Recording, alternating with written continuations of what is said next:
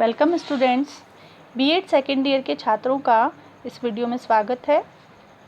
Students, आज के इस वीडियो में ज्ञान एवं पाठ्यक्रम विषय के अंतर्गत यूनिट फर्स्ट से यानी कि इकाई प्रथम से आज फिर एक नए टॉपिक की चर्चा करेंगे, जिसका नाम है स्वदेशी ज्ञान बनाम वैश्विक ज्ञान। स्वदेशी ज्ञान यानी कि हमारे ही देश का ज्ञान, इसे हम देशज ज्ञान या स्थानीय ज्ञान भी कह सकते हैं और इसे इंग्लिश में इंडिजीनियस नॉलेज बोलते हैं। स्वदेशी ज्ञान के अंतर्गत हम उस ज्ञान को ले सकते हैं जो हमारे देश, हमारे राष्ट्र से संबंधित होता है, हमारे स्थान विशेष से संबंधित होता है। इसके विपरीत वैश्विक ज्ञान के अंतर्गत हम उस ज्ञान को ले सकते हैं जो हमारे स्थानीय ज्ञान के अतिरिक्त यानी स्थान विशेष के ज्ञान के अतिरिक्त, उस भौगोलिक क्षेत्र के अतिरिक्त पूरे विश्व से संबंधित होता है। संपूर्ण विश्व का ज्ञान वैश्विक ज्ञान कहलाता है। विस्तृत रूप से हम इसका तुलनात्मक अध्ययन कर लेते हैं। स्वदेशी ज्ञान बनाम वैश्विक ज्ञान पढ़ते हैं। स्वदेशी ज्ञान बनाम वैश्विक ज्ञान यानी कि indigenous knowledge versus global knowledge. स्वदेशी ज्ञान के अंतर्गत उस ज्ञान को प्राप्त किया जाता है जो केवल अपने देश से संबंधित धार्मिक, नैतिक, राजनीतिक, आर्थिक एवं प्रशासनिक कार्यों से संबंध रखता है। यानी कि स्वदेशी ज्ञान के अंतर्गत हम उसी ज्ञान को लेंगे जो हमारे ही राष्ट्र यानी हमारे देश से संबंधित धर्म, नीति, राजनीति, अर्थ यानी कि वित्त और प्रशासन के कार्यों से संबंध रखता है।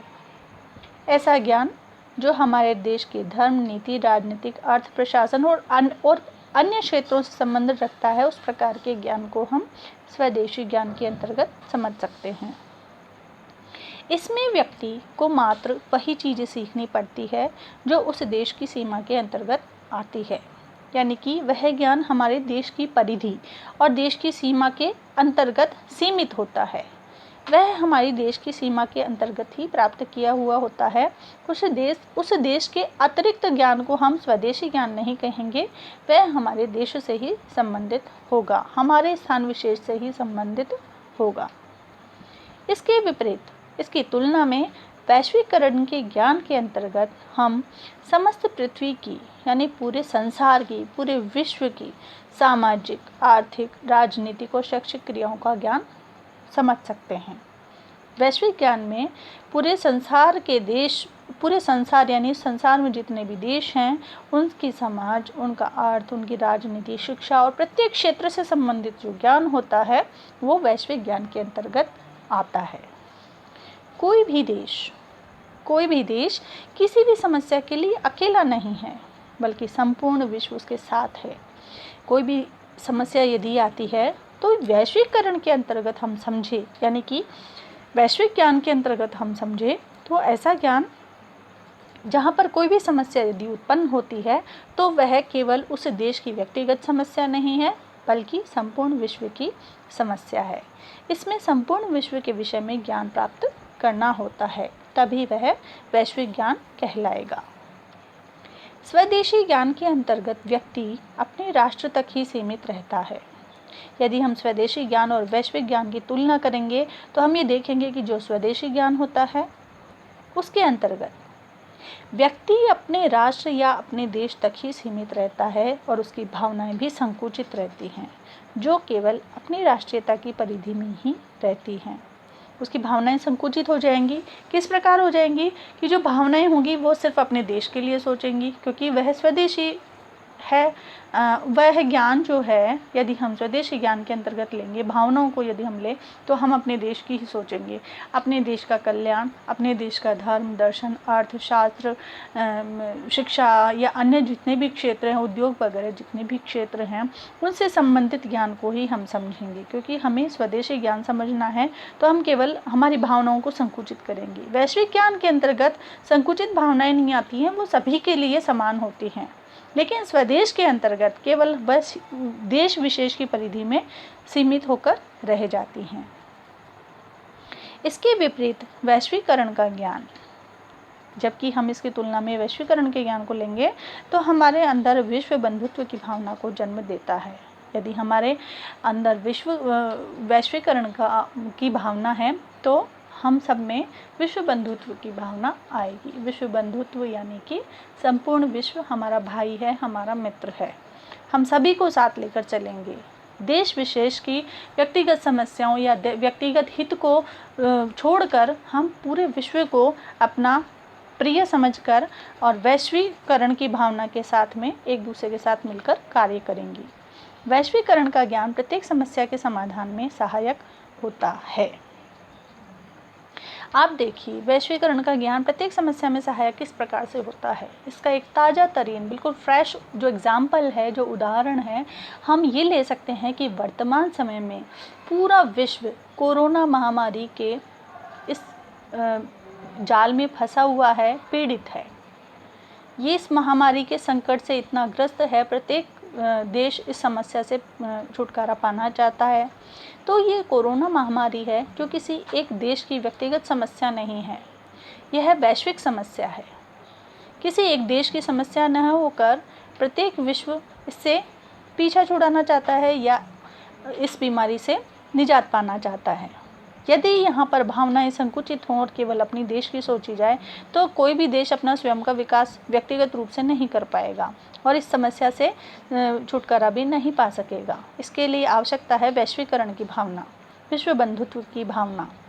यदि आज किसी भी तरह हमें इस बीमारी का इलाज मिल जाता है तो इस बीमारी के इलाज के साथ साथ हम अपना तो इलाज करेंगे ही, साथ ही विश्व बंधुत्व की भावना के अंतर्गत हम सभी देशों का सहयोग करने का प्रयास करेंगे और सभी को इस बीमारी से छुटकारा दिलाने का प्रयास करेंगे। ये वैश्वीकरण की भावना है। स्वदेशी भावना सिर्फ अपने देश तक सीमित होती है। वैश्वीकरण की भावना संपूर्ण पृथ्वी, संपूर्ण संसार से संबंधित होती है। तो वैश्वीकरण के अंतर्गत कोई भी राष्ट्र व्यक्तिगत रूप से अपना विकास नहीं कर सकता है। प्रत्येक राष्ट्र परस्पर एक दूसरे का सहयोग करते हुए ही प्रत्येक समस्या का समाधान कर सकते हैं। स्वदेशी ज्ञान व्यक्ति को सीमाओं में बांध देता है। स्पष्ट ही है, निश्चित रूप से अगर आप स्वदेशी ज्ञान में लेंगे तो वह जो ज्ञान है वह व्यक्ति को सीमाओं में बांध देगा, एक निश्चित परिधि में उसको सीमित कर देगा। जबकि वर्तमान युग क्या है, विज्ञान और तकनीकी का युग है और विज्ञान और तकनीकी किसी एक देश की सीमा में बंधकर नहीं रहती है। संकुचित या स्वदेशी ज्ञान व्यक्ति के विकास में अधिक सहायक नहीं हो सकता है। स्पष्ट ही है, संकुचित ज्ञान होगा या केवल स्वदेशी ज्ञान होगा तो उससे व्यक्ति स्वयं का ज़्यादा विकास नहीं कर सकता है, बल्कि वैश्वीकरण के कारण हम परस्पर एक दूसरे का सहयोग करके प्रत्येक राष्ट्र, प्रत्येक व्यक्ति अपना अधिक से अधिक विकास कर सकता है। वैश्विक ज्ञान एक असीम संसार है जहाँ ज्ञान की कोई सीमा नहीं है, क्योंकि विश्व बहुत बड़ा है, व्यापक है। यहाँ पर ज्ञान का इतना भंडार है कि इसकी कोई सीमा नहीं है। वह संपूर्ण विश्व की राजनीति, धार्मिक ज्ञान, आर्थिक, युद्ध नीति आदि के विषय में जानकारी रखता है, क्योंकि वैश्विक ज्ञान में हम प्रत्येक क्षेत्र से संबंधित जानकारी प्राप्त करते हैं, जो कि प्रत्येक राष्ट्र के विकास में सहायक होती है और उसे आगे बढ़ने के लिए प्रेरित करती है। स्वदेशी ज्ञान या स्थानीय ज्ञान बहुत कुछ वैश्विक ज्ञान की प्राप्ति में सहायक होता है, क्योंकि प्रत्येक देश मिलकर ही एक विश्व का निर्माण करते हैं। विश्व के अंतर्गत सभी देश आते हैं और सभी देशों का व्यक्तिगत ज्ञान उस वैश्विक ज्ञान की सीमा को बढ़ाता है। धर्म, दर्शन, राजनीति, अर्थनीति ये हमने स्वदेशी ज्ञान के द्वारा ही सीखी है। तभी तो हम अन्य देशों के ज्ञान द्वारा ये समझ सकते हैं कि वहाँ किस प्रकार की नीतियाँ अपनाई जा रही हैं। जिस प्रकार से हमारे यहाँ धर्म, दर्शन, राजनीति और अर्थनीति का ज्ञान दिया जाता है, वैसे ही अन्य देशों में भी होता है। तो वैश्वीकरण के अंतर्गत हम दूसरे देशों के धर्म, दर्शन और राजनीति और अर्थनीति या शिक्षा या अन्य क्षेत्रों से संबंधित ज्ञान प्राप्त करते हैं। वैश्विक ज्ञान आज इस प्रकार का हो गया है कि विज्ञान और तकनीकी के सहयोग से, यानी कि साइंस और टेक्नोलॉजी के हेल्प से हम किसी भी देश का दर्शन, धर्म, राजनीति और अर्थनीति सीखकर उसे अपना सकते हैं। स्वदेशी ज्ञान औद्योगिकरण के क्षेत्र में नवीन तकनीकी द्वारा उतना अधिक विकास नहीं कर सकता। यदि उद्योग के क्षेत्र में देखें तो हम नई टेक्नोलॉजी को सीमित कर देते हैं, केवल अपने देश तक सीमित कर देंगे तो हम उस देश का, अपने देश का उतना विकास नहीं कर पाएंगे। लेकिन यही टेक्नोलॉजी, यही नई टेक्नोलॉजी यदि हम दूसरों के साथ मिलकर, दूसरे यानी कि अन्य राष्ट्रों के साथ मिलकर हम कार्य करते हैं तो हम स्वयं का भी विकास करेंगे और अन्य राष्ट्रों का भी विकास करने में सहयोग प्रदान कर सकेंगे। इसमें व्यक्ति देशी तकनीकी के विषय में ही ज्ञान प्राप्त कर सकता है, यानी स्वयं के देश की तकनीकी ही जान पाएगा। वैश्वीकरण के अंतर्गत देश से बाहर निकलकर अन्य राष्ट्रों की टेक्नोलॉजी भी जान सकते हैं। आप देखो, सिंचाई के नए नए तरीके हैं, कुछ हमने इजाद किए हैं, हमने आविष्कार किए हैं, कुछ अन्य राष्ट्रों ने नई टेक्नोलॉजी निकाली है, तो हमने अपनी तकनीकी का जो शेयर है हमने दूसरों से किया है, दूसरों की टेक्नोलॉजी को हमने अपनाया है। तो एक दूसरे का सहयोग करते हुए ही प्रत्येक राष्ट्र अपना विकास कर सकता है। व्यक्ति का विकास स्वदेशी ज्ञान के अंतर्गत एक निश्चित सीमा तक ही हो सकता है, जबकि वैश्विक ज्ञान के द्वारा व्यक्ति ये जान सकता है कि विश्व में कच्चा माल कहाँ अच्छा मिलता है, यानी कि उद्योग के क्षेत्र में ये सबसे ज़्यादा जो है लाभकारी है, लाभदायक है, प्रॉफिटेबल है कि हम अपने उद्योग के क्षेत्र में किस प्रकार से प्रगति कर सकते हैं। यदि हम स्वदेशी ज्ञान में सीमित रहेंगे तो हम केवल अपने ही देश में उद्योग को फैला सकते हैं और सीमित संसाधनों के द्वारा सीमित लाभ ही प्राप्त कर सकते हैं। जबकि वैश्विक ज्ञान के अंतर्गत हम उद्योग के क्षेत्र में देखें तो विश्व में हम ये जान सकते हैं कि कहाँ कच्चा माल अच्छा मिलेगा, सामान बेचने के लिए किस देश का बाज़ार सबसे अच्छा होगा, कहाँ पे उसका अच्छा दाम मिलेगा, अच्छी कीमत मिलेगी। इन सब बातों के लिए व्यक्ति के आर्थिक विकास में जो है वैश्विक ज्ञान सबसे ज़्यादा सहायता करता है।